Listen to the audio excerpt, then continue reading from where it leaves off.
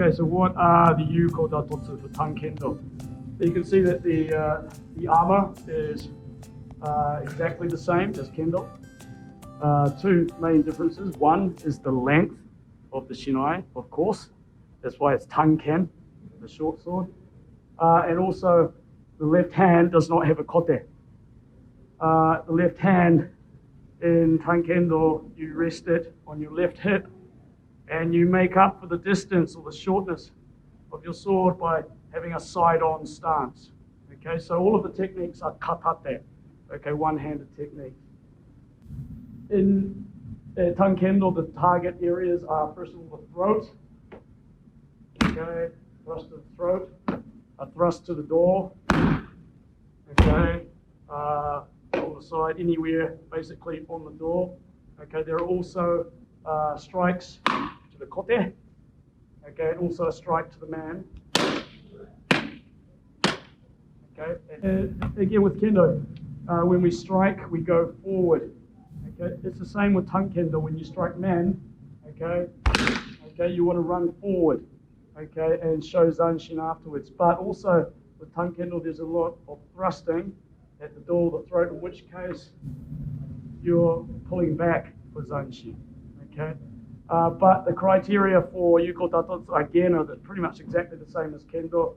You're striking with ki, ken, tai, ichi, with the correct part of the shinai, and with zanshin afterwards. There's one other major difference with the techniques in Tankendo, and that is the fact that Tankendo, you are allowed to briefly grab hold of the opponent's arm for seitai thrusting techniques. For example, if I was to strike upwards, this would count as a point. Or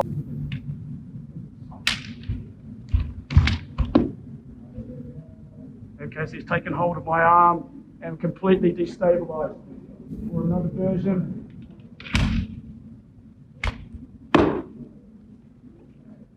Okay, so Kendo people are not used to this, and they find it very surprising, even though it's very similar to the kodachi kata that we all should know. Okay, so in the kodachi kata, we do grab hold of our opponent. It's something we do have in Kendo, but when you are in the midst of sparring, somebody grabs you and holds you down like that, it can be very frustrating, very annoying. Okay, so you've got to be aware of the kind of techniques that your opponent in your Isshujai is going to be allowed to do. There's going to be stuff in Kendo that you've never heard of, never seen before, or might even be a penalty in Kendo, but it won't be in the Isshujai. And it's the same here with the Tanken. So when you are fighting against somebody with Tanken, pretty much there's not so much difference to what you do in normal Kendo. You can strike kote, okay, because that's out in front.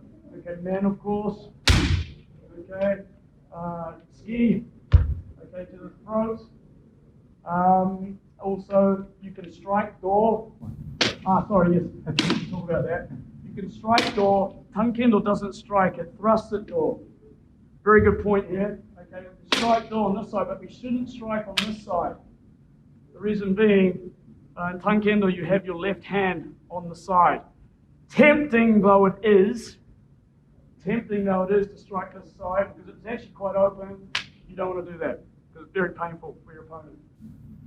Also, this used to be the case in Kendo, but not now. You used to be able to thrust at the mune, okay? And in one period, many, many decades ago, even the door. Okay, in Kendo now, only thrust to the throat count. Okay, but when you're fighting against Tankendo, okay, you can thrust to the mune or the door as well. Okay, so this is something we would never do normally in Kendo, but in the case of Isshu, you are certainly allowed to do it.